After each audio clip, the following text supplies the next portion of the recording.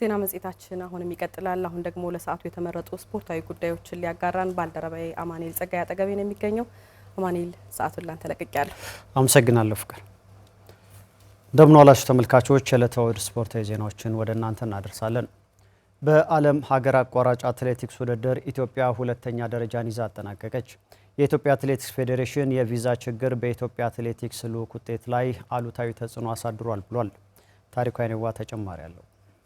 46ኛው የዓለም ሀገር አቋራጭ ሻምፒዮና በአሜሪካ ፍሎሪዳ ግዛት ተካሂዷል። በሻምፒዮናው ላይ ከ52 ሀገራት የተውጣጡ 485 አትሌቶች ተሳታፊ ሆነዋል። በቪዛ ችግሮች ሙሉ ስብስቧን ይዛ ለመጓዝ ያልቻለችው ኢትዮጵያ በ14 አትሌቶች ውድድሩ ላይ ተሳትፋ ሁለተኛ ደረጃን ይዛ ማጠናቀቅ ችላለች። ኢትዮጵያ በውድድሩ በ10 ኪሎ ሜትር አዋቂ ወንድና ሴት፣ ከ20 ዓመት በታች 8 ኪሎ ሜትር ወንዶች እንዲሁም 6 ኪሎ ሜትር ሴቶችና ድብልቅ የዱላ ቅብብል 4 በ2 ኪሎ ሜትር ውድድሮች ላይ ተሳትፋለች። ከተሳተፈችባቸው ውድድሮች ኢትዮጵያውያን አትሌቶች አንደኝነት ያጠናቀቁበት ርቀት ከ20 ዓመት በታች ሴቶች 6 ኪሎ ሜትር ሩጫ ብቻ ሆኗል። አትሌት ማርታ አለማየሁ በ18 ደቂቃ ከ52 ሰከንድ በመግባት ለኢትዮጵያ የወርቅ ሜዳሊያን አሸንፋለች። ሌላው ወርቅ የተገኘበት ውድድር አዋቂ ሴትና ወንድ 10 ኪሎ ሜትር ሩጫ ሲሆን ይህም በቡድን የተገኘ ድል ነው። በአዋቂ ወንዶች አትሌት በሪሁ አረጋዊ ሁለተኛ በመውጣት የብር ሜዳሊያ ሲያሸንፍ፣ ዩጋንዳዊ ጃኮብ ኪፕሊሞ ሃትሪክ የሰራበት ውድድር ሆኗል። የ25 ዓመቱ አትሌት 28 ደቂቃ ከ18 ሰከንድ በመግባት በሪሁ አረጋዊን በ18 ሰከንዶች ቀድሞ ሲያሸንፈው በ3 ተከታታይ ዓለም ሀገር አቋራጭ ሻምፒዮና ውድድሮች ላይ ያሸነፈ አራተኛው ሰው ሆኗል። ቀነኒሳ በቀለ፣ ፖል ቴርጋት፣ ጆን ኒጉጅ ይህንን ስኬት የተጎናጸፉ የቀድሞ አትሌቶች ናቸው። በሴቶች 10 ኪሎ ሜትር ሰናይት ጌታቸው ሶስተኛውን አስጨርስ ናስ ሜዳሊያን አሸንፋለች። የኬንያን የበላይነት ለዓመታት በቀጠለበት በዚህ ውድድር ላይ አንቺቤት ኒግቲች የወርቅ ሜዳሊያን ለሀገሯ አስገኝታለች። የዩጋንዳዋ ጆይ ደግሞ የብር ሜዳሊያን ያሸነፈችው። እስከ 10 ባለው ደረጃ ውስጥ በርካታ አትሌቶች የገቡላት ኢትዮጵያ ሁለተኛውን የቡድን ወርቅ በጥቅሉ ስታገኝ ሶስተኛውን የወርቅ ሜዳሊያ ደግሞ በአጠቃላይ ያሳካችበት ሆኗል። ከ20 ዓመት በታች ወንዶች ኢትዮጵያን ወጣት አትሌቶች ደካማ ውጤት ያስመዘገቡበት ርቀት ነው። ኬንያ ከአንደኛ እስከ 3ኛ ደረጃ ይዛ ስታጠናቀቅ ወርቅ፣ ብርና ናስ ሜዳሊያን ጠራርጋ ወስዳለች። በኢትዮጵያ በኩል አየለ ሰውነት 12ኛ ሆኖ ነው የጨረሰው። ኬንያ የቡድን ወርቅ በማሸነፍም የበላይነቷን አሳይታለች። በ20 ዓመት በታች ሴቶች 6 ኪሎ ሜትር ውድድር ኢትዮጵያ በማርታ አለማየሁ አማካኝነት የወርቅ ሜዳሊያን ያሸነፈችበት ርቀት ሲሆን ወሰን ያሰፋም የብር ሜዳሊያን ለሀገሯ ያስገኘችበት ነው። የቡድን ወርቅ ግን ዩጋንዳ ድል አድርጋለች። 4 በ2 ኪሎ ሜትር ድብልቅ የዱላ ቅብብል ሪሌ ውድድር ደግሞ አውስትራሊያና ፈረንሳይ ወርቅና ብር ሲያሸንፉ ኢትዮጵያ ናስ ሜዳሊያን አግኝታለች።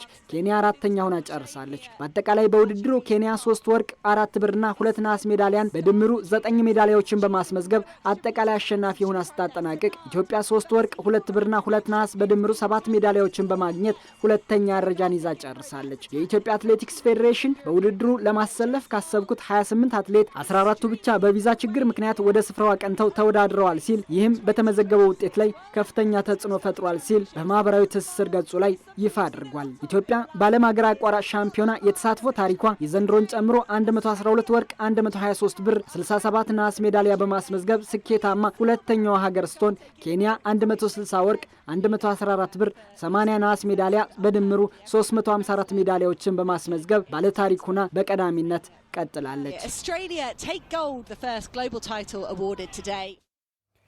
ባለተሰጥኦ የእግር ኳስ ተጫዋቾችን ለማፍራት ታዳጊዎች ላይ ትኩረት ተደርጎ እየተሰራ መሆኑን የደብረ ማርቆስ ከተማ አስተዳደር ወጣቶችና ስፖርት መምሪያ አስታወቀ።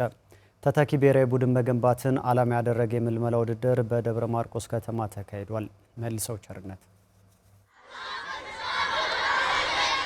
ከ13 እስከ 15 ዓመት በሆኑ ታዳጊዎች ተኪ ብሔራዊ ቡድን መገንባትን ዓላማ ያደረገ የታዳጊዎች የምልመላ ውድድር በደብረ ማርቆስ ከተማ አስተዳደር ተካሂዷል።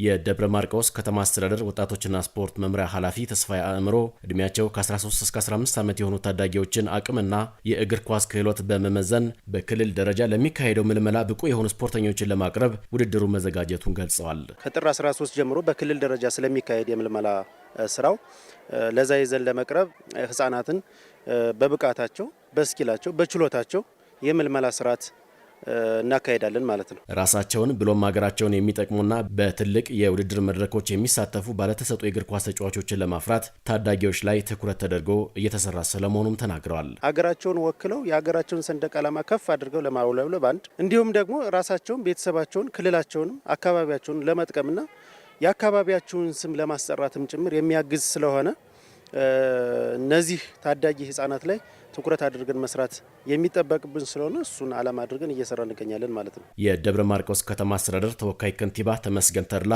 በጸጥታ ችግሩ ምክንያት ተቀዛቅዞ የቆየውን ስፖርት ለማነቃቃት ጥረቶች ሲደረጉ መቆየታቸውን አብራርተዋል። ስፖርቱ ከነበረበት መቀዛቀዝ በተሟሟቀ ሁኔታ እንዲሄድ ቅርብ ክትትልና ድጋፍ ሲደረግ ነው የቆየው ማለት ነው። በጣም በርካታ ታዳጊዎች በዚህ ትልቅ ፕሮግራም ላይ ለመሳተፍ እና ታለንታቸውን ለማሳየት ነገም ሀገራቸውን ወክለው ለመመረጥና ታሪካቸውን ለማሳረፍ ለውድድርና ለመረጣ የቀረቡበት ሁኔታ አለ። ይህ እንዲሆንም እንደ ከተማ አስተዳደር በቅርብ ክትትልና ድጋፍ እየተደረገ ነው የሚገኘው። የአንተነህ እግር ኳስ አካዳሚ አሰልጣኝ አንተነህ ያለው ከትምህርታቸው ጎን ለጎን መልካም ስነ ምግባርን የተላበሱ ተተኪዎችን ለማፍራት በትኩረት እየሰሩ መሆናቸውን ነግረውናል። አሰልጣኝ ወላጆች ጋር በመነጋገር ትምህርታቸው ላይ እናተኩራለን፣ ስነ ምግባራቸው ላይ እናተኩራለን።